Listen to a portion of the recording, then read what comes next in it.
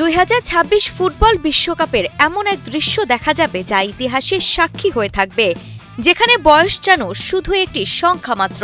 কারণ এবারে বিশ্বকাপে 40 বছর বা তার বেশি বয়সী খেলোয়াড় আছেন মোট 8 জন, যা আগে কোনো বিশ্বকাপে হয়নি।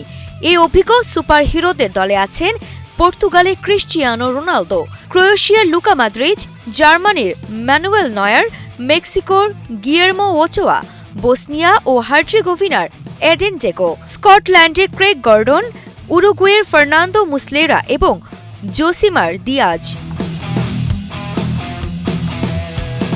গল্পটা এখানেই শেষ না।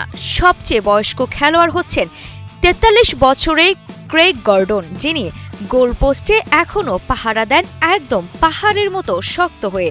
অন্যদিকে 41 বছর বয়সী ক্রিস্টিয়ানো রোনালদো নামছেন নিজের রেকর্ড 6ষ্ঠ বিশ্বকাপ খেলতে।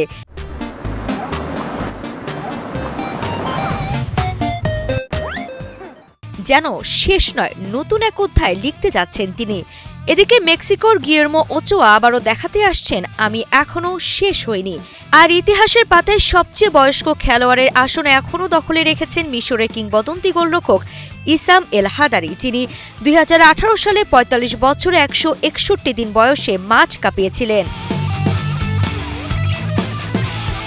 তবে মজার ব্যাপার কি জানেন, এই 8 জনের মধ্যে 5 জনই গোলরক্ষক, মানে গোলপোস্ট এখন তাদের দখলে। আর লুকা মদ্রিচ ও ম্যানুয়েল নয়ার বয়স 40 হলেও তারা এখনও মাঠে এমনভাবে খেলেন যেন সময় তাদের কাছে হার মানে। এবারে বিশ্বকাপ শুধু তরুণদের নয়, এক অভিজ্ঞতার মহাযুদ্ধ।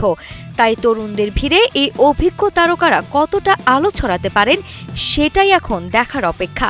2026 বিশ্বকাপে তাদের পারফরমেন্সের দিকে তাকিয়ে থাকবে পুরো ফুটবল বিশ্ব। আরিফা জাহান পিনন, কালের কণ্ঠ স্পোর্টস।